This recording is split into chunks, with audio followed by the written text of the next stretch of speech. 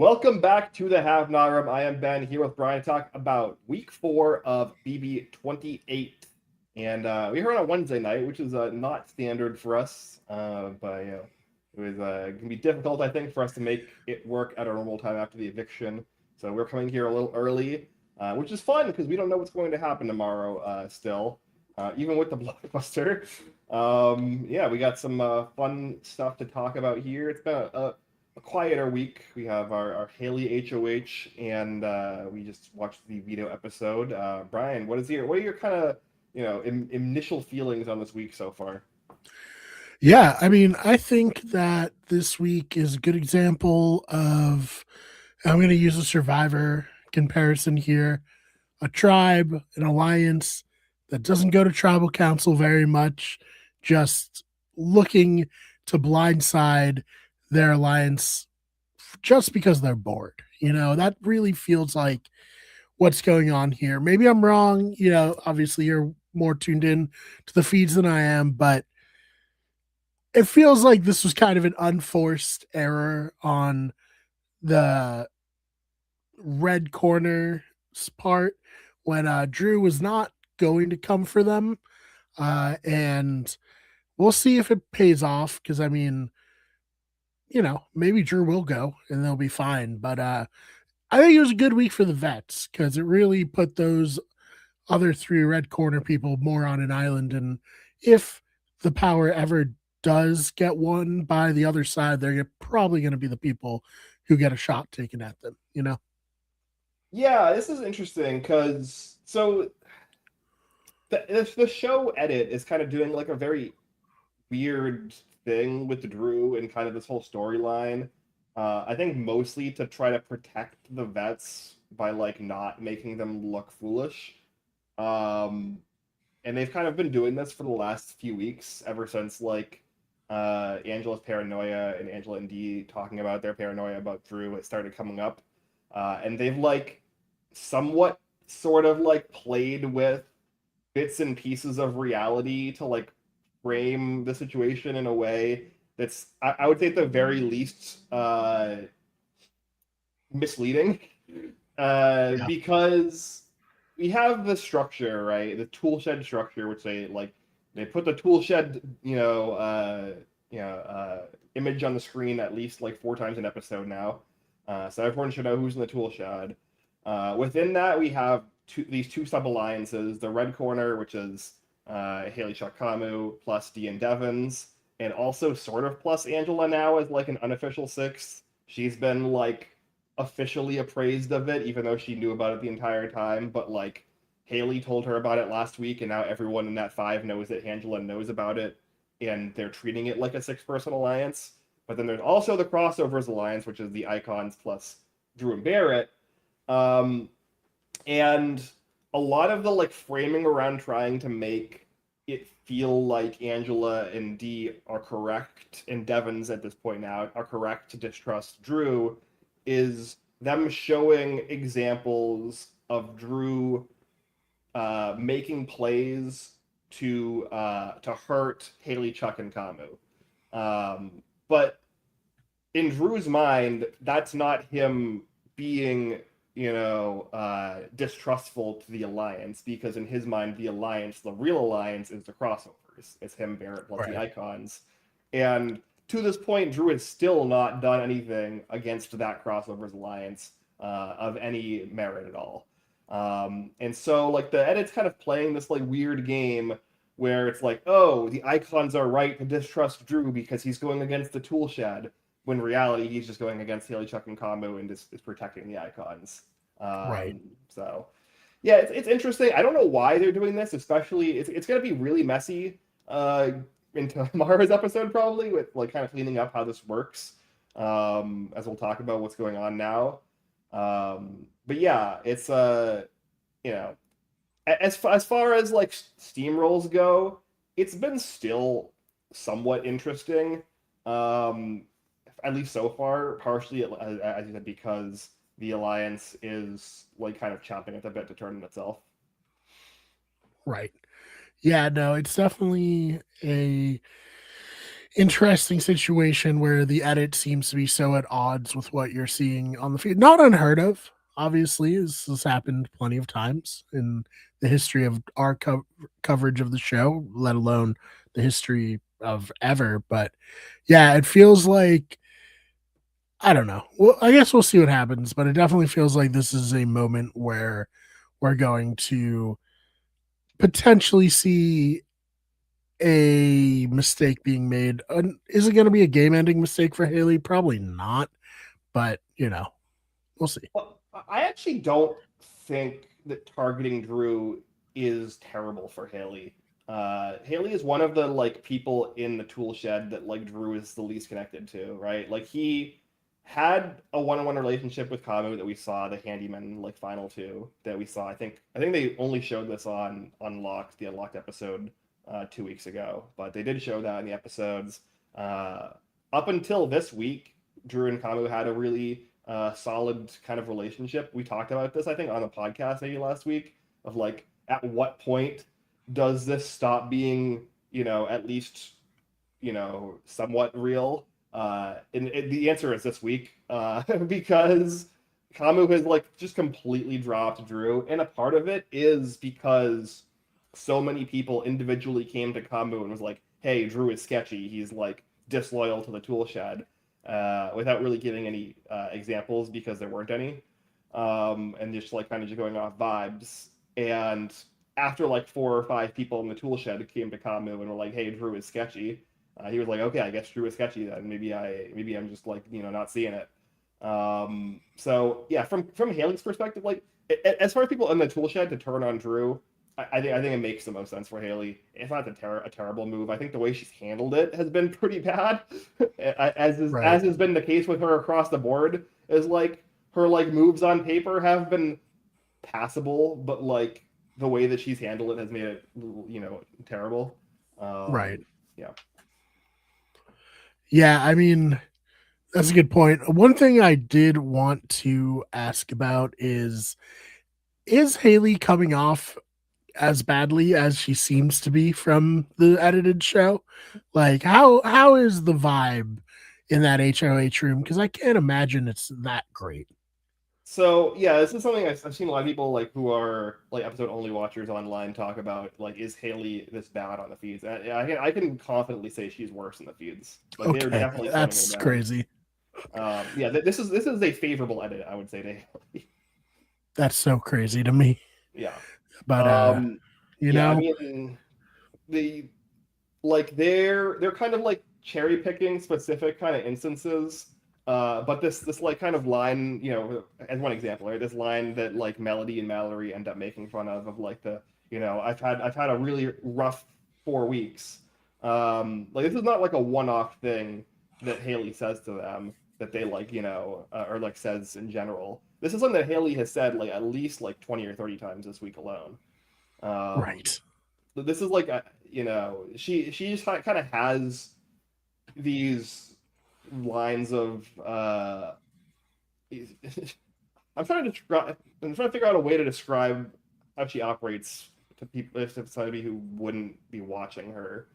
Like she has like an air of superiority to her while also playing the victim constantly. It's very off-putting.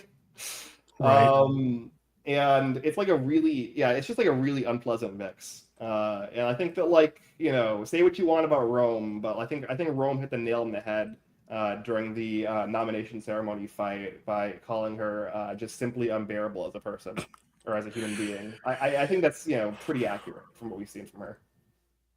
Yeah. I mean, it wasn't very popular for him to say in the moment, but I think a lot of people have come around to his thinking on Haley, or Yeah. Thog, as the internet has been calling her. I think the biggest people, I think the main thing that people were on him for was like him kind of like getting in her face and then calling her a snarky bitch. I think those were the main two things. I think even at the time, people were agreeing with him when he said that she was unbearable as a human being. I think that part of it was actually fine. It was like it's a brutal thing to say about somebody, but it's like I would say pretty accurate. Right. Yeah. I mean, I get it. It looks bad, but also maybe she is. Who am I to say? You know? I'll say it. I watch the feeds a lot, and she's unbearable. Yeah. Yeah. So I think terrible. How are Melody and Drew handling this week, Ben? Um, Not great. We can Yeah. see a little bit of it in the episode, in particular with Drew. Like they're like kind of burying Drew, and like he does, I would say, deserve it to a degree. I think that like the amount that he's put himself in this position is a little overstated. He's done, I think, not a ton to super deserve to be in the position that he was in at the start of the week, but it is, his prerogative to like realize that he's in this position and do something about it to like get out of it. And as you see in the diary room and then throughout the week, even like after the end of the events of this episode, the last couple of days, he's stayed relatively um naive to the fact that he has been the target the entire time. And this is actually another point of where the episode, or the two episodes of Sunday and the Wednesday episodes have been a little bit misleading, where the conversation that we saw on this episode, where they decide that Drew was the target, I believe happened before the nominations. Drew was basically decided as being the target very early on. It was originally floated that Haley would use him as a pawn for real, and then Devins was like, "Hey, maybe he should be the target instead if you're going to put him up. That's kind of dumb to put your ally in the block as a pawn and then not like actually take the shot on him. Like it's we'll see how that goes. But yeah, this was never a situation where like he was ever really the pawn, and then like they were like, hey, he's up there now, maybe he should be the target. No, he was the target the whole time. And yeah, him not seeing it has been bad. And then from Melody's perspective, she's just been incredibly passive and like really like I think just emotionally burnt out from playing the game, which is understandable. Like I get from her perspective, she doesn't like the people in power.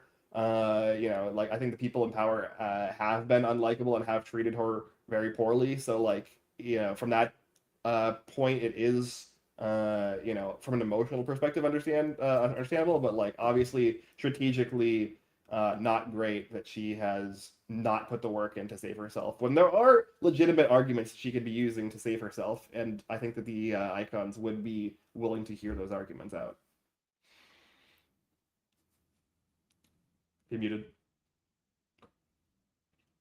One of the big questions I have when I'm watching the show is, does the other side of the house see itself as the other side of the house?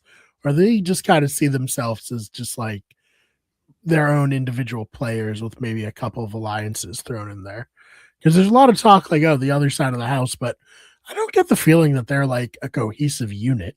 Yeah, no, they never have been. Even when like week two, when this narrative was like Rome is the ringleader of the other side of the house, like he was probably the closest. Like I'd say Jason was probably closer to being a ringleader than Rome, but like Jason was messy. Rome was like I'd say maybe like a somewhat of a ringleader, but like yeah, right now and like even historically, that side has never been like a single cohesive alliance. They've just been kind of like a collection of individual relationships. Like Lala is pretty much only connected to Taylor. She has her own relationship with Angela, and then obviously the two of them have this like honor society thing with Dee and Angela, which is not real. Taylor is otherwise only really connected to Yash, her, Barrett, and Lyric. Made like a very brief thing called the Nursery, based off of the fact that in the HOH competition, like the six rooms one they just did, all three of them got eliminated in the second to last round by going to the Nursery. That hasn't really gone anywhere. I mean, Barrett and Taylor have a decent working relationship, but Barrett is not on that side. Like he's still with the icons for right now, even though he like kind of like still plays both sides. Yash kind of is a little bit of everywhere. Him and Lyric made a final two earlier in the week, but that's basically like on the brink of falling apart already. Yash has kind of decent connections in a lot of different places, but he's not really like solidified anywhere. Obviously, you have the three littles, but we see at the end of this Wednesday episode the start of them kind of like splintering off because we have Lyric going to Haley, throwing Mallory under the bus, and Haley being like, "Why are you doing that? That's kind of messed up to throw your friend under the bus. I'm still going to nominate you as well." And then this information gets back to Mallory. Lyric has to have like a multiple. I was gonna say a conversation with Mallory. He has about 5 or 6 of the same conversation with Mallory in the last couple of days, where she basically is framing it like Haley like extorted this information out of her, and like was trying to play Lyric and Mallory against each other, to try to like save face a little bit. Mallory, I think, kind of believes it. Melody doesn't. Melody completely distrusts Lyric at this point, and obviously with her, Drew, and Lyric on the block, of the three of them, Melody is going to want Lyric to leave. So that, I think, plays a part in why Melody and Lyric's relationship is deteriorated. Yeah, that's pretty much it. Yeah, it's a mess. They're not a cohesive alliance at all. Yeah. So we've got a little bit of this in the episode, but how is Barrett handling the sacrifice of Drew here? I mean, he is handling it. So this is kind of the tricky thing with Barrett, right? A lot of people are frustrated with Barrett, and I understand why. He is basically doing nothing other than just like being a tag along vote for the vets, in particular D. He is just kind of being told what to do and then just like pitifully doing it. You can tell you could tell throughout the week that he was not happy. One, that Drew was being targeted, and two, that he was the last one to find out in the alliance other than Drew. It's definitely just reinforcing to him that like he's at the bottom of this group. It's definitely reinforcing to him that he needs to win HOH and go after Haley, Chuck, and Kamo, which he plans to do. But he doesn't do anything about it, right? Like he just kind of like silently takes it and like allows Drew to get played. He lies to Drew's face throughout the week many times, as we saw in the episode, one of the examples. So yeah, you can tell that it's he's struggling with it from like an emotional perspective, but he is still like lying to Drew. And now, as we'll talk about, like the vote is flipping off of Drew as of today, or as of yesterday, sort of, but mostly today. And you could like visibly see Barrett being very excited that the vote is coming off of Drew. So the thing that basically is being used as like a fake reason as to why the Icons and Barrett are upset with the Drew from this week is in one of the original conversations he has with Haley about like being a pawn. She is like really cagey about it, and she's like, I really want to use a pawn from our alliance. I don't want to put up 3 women. I promise safety to Yash. So there's no other men on that side of the house. I would have to put up a man on our side. I want somebody who's going to go in there and be strong in the blockbuster. And this is all just made up fluff to like create an excuse as to why Drew's going on the block. And Drew is basically like, I haven't won anything. Why would I be the strong person to be the pawn on the block to like go fight in the blockbuster for you? Why would you not like use one of Devon's or Chuck or Kamu? And then they also like talk through the options of like Barrett and D as well. Like Drew basically like cycles through every person in the alliance except for Angela and is like, how is your logic stable in so that you would choose me over this person? Like it doesn't really, it's not really logically consistent with what you're telling me. And Haley like obviously deflects, and then Haley goes and runs to all of these people and it's like, hey, Drew came to me and was like, you should put up all these people as a pawn. He ran through all of your names. So just like kind of a twisting of the truth there. And that's like one of the reasons why people like Bear and Devons are super sketched out from him. Yeah, that makes sense. I feel like Barrett was kind of like, well, I might be the renom. That would suck. But then he wasn't the renom because, Drew didn't win it. And he's just kind of like, oh, that's cool. He's like, maybe think ahead, man. Maybe get after it and get your, I guess your footing in this game is quickly failing. Like, I don't see what Barrett's game is personally. I know, you defended a little, but I don't know, man. I'm disappointed just because he is such a big fan. He has or had a YouTube channel that he talked about reality TV. Like, I wasn't on last week, so I didn't get a chance to like talk about this, but like, this is for anybody who wants to play these games. Go into it like this is the only time you'll ever get to play, the only time you're ever going to be in the Big Brother house, the only time you're ever going to be on an island in Fiji, the only time you're ever going to, I don't know, Ben, what's another weird reality show people Race play around the these world, days? I guess. I don't know. Yeah, race around the world. Treat it like it's your one and only shot. And if you go out early because of that, I feel like that's easier to live with than going out mid game but not ever truly having a chance to win, Yeah, it's rough. I get both the criticism of Barrett and why he's doing what he's doing. It's like because like preseason, right? I see the cast. I kind of like go through them all before the show even fully starts. We know who the rumored returning players are. It's like pretty clear to me that D is just gonna run circles around the cast and like probably stomp to the end, which is seeming Right. like Which is why you made her your winner pick. yeah, which is yeah, why I made her my winner pick. Why it's what we're seeing happen in the game right now. Like it's a good prediction, I would say at this point. Right. So I looked at Bear and I was like, if I'm in his spot, if I have like if I like mind meld myself into his brain going into this situation, the correct play I think is to just attach yourself to D, ride it out to the end as if you're like some kind of loyal soldier to her, and then cut her at the final three, Stephen Vanessa her. That is what I elucidated as the like most cogent strategy for specifically Barrett before like they even had stepped fully into the house, and it seems like that's what he's doing. Like, so I can't be mad that he's just doing the thing that I said that he should do before the season even started, because Right. like I think it's just right, but like it's so boring and it's really frustrating to watch. Yeah. Yeah. I mean, it's a good point. Maybe he'll be able to be Steve. We're big Steve fans here. I feel like Steve doesn't get talked about much anymore, except for last season when Ashley did pull a Steve. So, as much as we can, talk him up, I guess.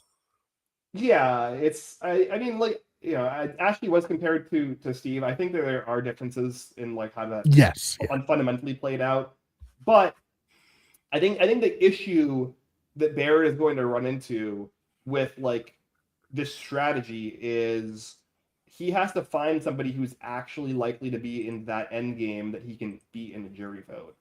Right. Because like Steve had Liz Nolan as somebody that he could beat in a jury vote, and she only got Vanessa's jury vote because she was scorned by him seconds previously, and she got her showmance, and she got her twin sister, and those were her only three jury votes. Steve cleaned up the rest. There is not really like an obvious like jury goat that I think is going to be in the end game. Maybe like a Lala. That's probably like the most likely person who's gonna like end up getting dragged super deep into the game as a potential goat or somebody that they can just like perpetually pawn. That might be his best out, something like that. Haley obviously on the table as well, but I think people, even though they don't like Haley, depending on the jury composition, they might respect Haley more than Barrett, given the game that he's ultimately playing. So yeah, that's I think going to be his biggest struggle right now is to actually find somebody he can beat in a final two if he is planning on going to the final three with D and then cutting her. Yeah, that makes sense to me. All right, Ben, we've talked about it a little bit. What is happening in the house right now? If you are somebody who found this podcast for the first time today and you're a show only watcher, we will see you next week because we're going to get into spoilers. Ben, is Drew going to be saved, or is Drew cooked? Um, Undecided right now. Okay. He is more safe than he was 2 days ago. I will say that. So as of Tuesday morning, the plan was Drew would be evicted in all cases if he loses, and then if he wins the blockbuster, Melody would be evicted over Lyric. Tuesday night ish, or I guess last night ish, uh, maybe yesterday afternoon ish. D, and to a lesser degree Devins, but this is primarily being driven by D, had this realization that Drew is still blindly loyal to the crossovers, which is correct. He is blindly loyal to the crossover still, despite all of this. He thinks that he is safe. He talks in the diary room, as we saw, that he thinks he's 90% safe, when at that point he is 90% not safe. And a big thing is because he blindly trusts Devins, he blindly trusts Barrett, he trusts Dee and Angela enough. And we had seen some comparisons to a similar situation in BB16 where Zach is on the block early, and Derek and Cody, the hitmen, who are basically the ones who control the entire season, Derek mostly decides relatively last minute to save Zach because he realizes that Zach is a number for him, even if Zach is like kind of wild and unpredictable and sketchy. And he blows up the Rationale Alliance at the time, which is Derek, Cody, Nicole, and Hayden, burns Nicole and Hayden, and basically sets them up to be like completely dead in the game until their eventual evictions. And yeah, we're basically seeing D kind of come to the exact same realization here with Drew as the Zach Rance stand-in, and Haley, Chuck, and Kamu as like the Nicole and Hayden kind of stand-ins. And D pitches this to Devins. Devins is kind of on the fence. They eventually go and pitch it to Angela. Angela seems somewhat on board. The argument basically being like Drew's game is exposed. Nobody in the house trusts Drew anymore, which is true. Yash doesn't trust Drew. Taylor and Lala don't trust Drew. Lyric does not trust Drew. Pretty much the only people on the other side of the house who trust Drew at all at this point are Melody and Mallory. That's all he has right now is just Melody and Mallory. So that's actually a good read. And this is, I think, a correct decision from them. I think that keeping Drew in the game gives them numbers for the foreseeable future. We talked throughout the last 2 or 3 weeks about how setting up Drew in this way and being super paranoid about him and like trying to take him out this early is going to like be the downfall of the crossovers and really kind of sewer the position the icons had set up for themselves. And I think making the decision now to try to save him is just it's a good move. I think Dee is just spot on here. She's done some good work. She now, at the very least, in the case of Lyric winning the blockbuster, has moved the votes onto Melody over Drew. So as it stands right now, it's still in flux, but right now, if the blockbuster were to happen right at this second, if Melody loses the blockbuster, she will go home. If Melody wins the blockbuster, Drew will still go home. That is where it currently stands. But Dee is not done. She is not happy with Lyric. She wants Lyric out. Kamu, Chuck, and to a lesser degree Haley, but mostly Kamu and Chuck, are still defensive of Lyric and want her to stay. So there's still moving pieces here. I think Dee is going to probably try to take another shot at pushing the target onto Lyric. But as of right now, Melody is the most likely person to go home tomorrow night. All right. So, I mean, unfortunately, it didn't work out for Melody. I thought she was somebody who potentially could be a fun and active player, just get on the wrong side of the Giant Alliance. And I don't think she particularly did anything horrible, but she also didn't do anything great, you know? Yeah, I think that the big thing that burned Melody's like kind of social capital, if she had any early, was her distancing herself from Mallory from Pipe Queen week 1 before Mallory wins that veto. This was something that was not super well hidden. everyone in the house kind of noticed that she was kind of removing herself from Mallory to not be associated with her, and a lot of people found that sketchy. Similar to how Lyric comes up to Haley and throws Mallory under the bus, and just like gives Haley a ton of information about Mallory to try to like get her nominated instead. Poor Mallory. Yeah, a lot of people are now like, wow, Lyric is really suspicious and like kind of sketchy for doing that. And it's like kind of the same thing where like if you know, if you're a little too eager to throw your friends under the bus to save yourself to the big alliance is going to look at you a little kind of like sideways in a lot of cases. You know, it's kind of hit or miss, right? Some people will be like, yes, thank you for, you know, feeding your friends to the wolves for us. Come join us at the table. But you know, there are other people will look at that and be like, wow, if you're gonna like throw your friend under the bus at like the smallest sign of danger, what are you gonna do to me, who you have zero relationship with?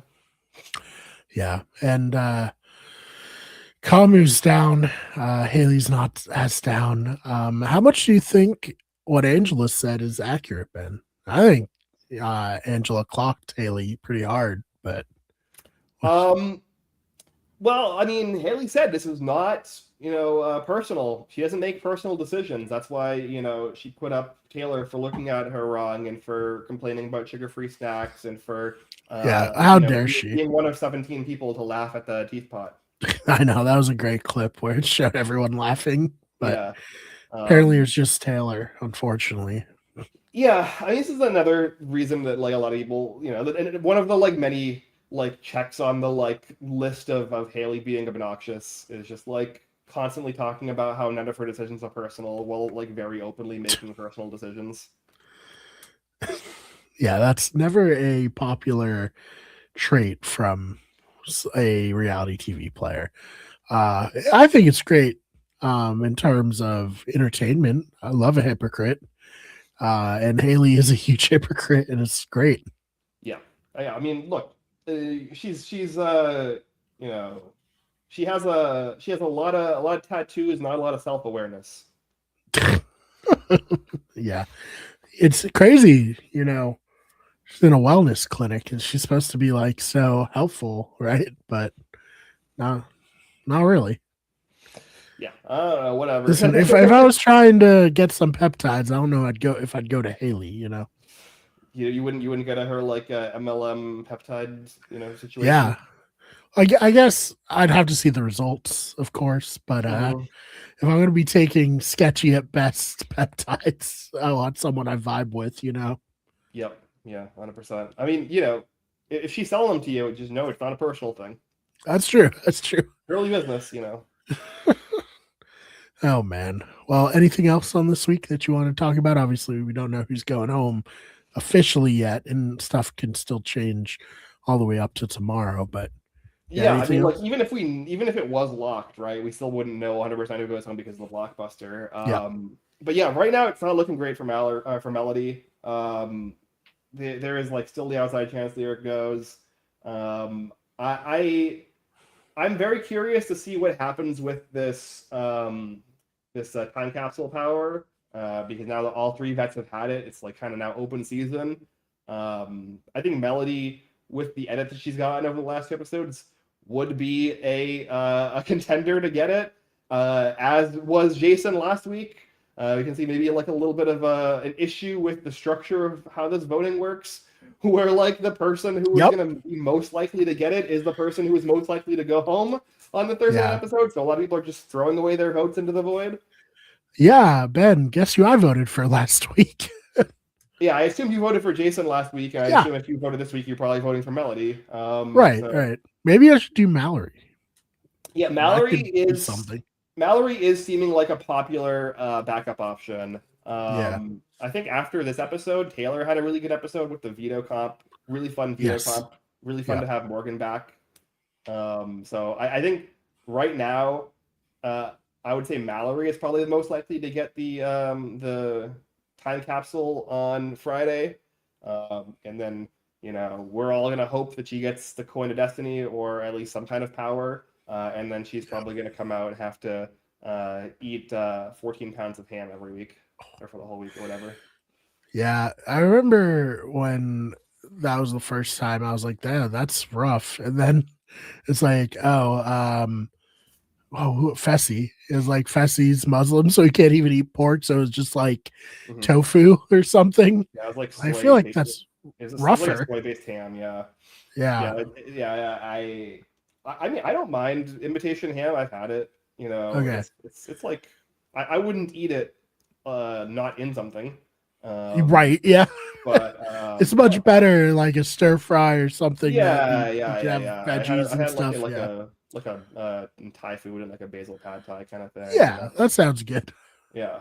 No, I hope that Mallory doesn't get that punishment because she like pretty clearly has some like food and exercise based issues. Yeah. So I don't want her to get a punishment that requires her to eat like a bunch of ham. That does not seem like it would be good for her mental health. Yeah. Uh, you know, I think all the other punishments would be fun. Um, Obviously, I would like her to get a power. I would like her to get the coin of destiny, uh, if that's on the table. But yeah, I don't know. Yeah, we'll have to wait and see. It does seem like it wasn't too hard for Rick and D to get the powers, so maybe it'll be all powers from here on out. Yeah, it is gameable. The thing is, I don't know who, if anybody, will try to game it Yeah. because Devins did realize it was gameable and he gamed it, and then he told D that it was gameable and he told her how to game it, and then she clearly did.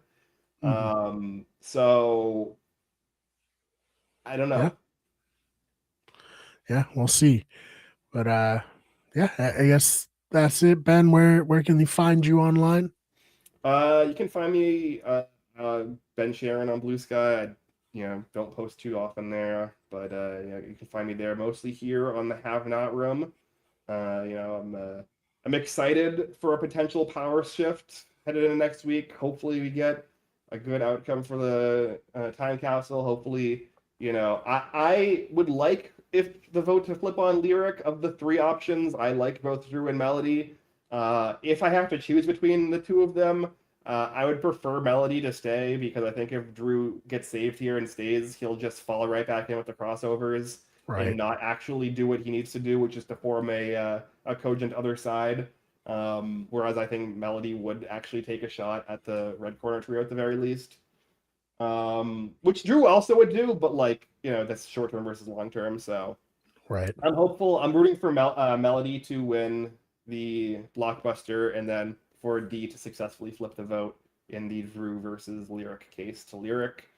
And then I'm rooting for Melody and or Mallory to get the power. Rooting for a good HOH outcome. They've been speculating that the HOH will be the wall. I don't know if I think that it's going to be the wall. The reason they're speculating that is because the backyard has been closed for much of the week, which indicates a large build for the HOH. I think it's probably more likely the balance beam comp. Um, so we'll see. It could be the wall. It could be the balancing comp. It could be some other just physical comp that has a big build. I think also maybe it's not the balancing comp. I think people have said that the balancing comp is in the warehouse. So and not the backyard. So maybe it is the wall. I don't know. We'll see. But if it is the wall, I'll try to watch that. It should be fun. Yeah, week 5. That's pretty early, right? It For the is. Yeah, wall. it is. It is. It would be tied for the earliest that they've done the wall. Okay. Usually it's around week 6 or 7. Okay. Yeah, I remember it because it's usually like when preseason football happens. Hmm. So, yeah, no, I mean, can't wait for it. Next week's gonna be a little tough. We'll probably have to do a Wednesday show again, um, for a very special reason that I can't say. But if you follow, our social medias, you'll see. Thursday next week, be online. That's all I can say. I Yep. NDAs, all that. Hmm. All right. Well, other than that, thank you so much for your time, Ben. Thank you, everybody who's checked this episode out. Make sure you check out the main channel. We get everything. We cover video games in the form of video essays and video game reviews. Check out Those Fake Nerds for daily video game news. Check out our sports channel, Wicked Good Sports.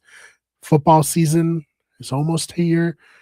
Tomorrow, we get our first preseason game of the season, which is exciting for freaks like me who love football. And yeah, this is the Have Not Room on the Better Radio channel. Check out all of our podcasts there. Other than that, thank you so much for watching, and we will see you in the next one.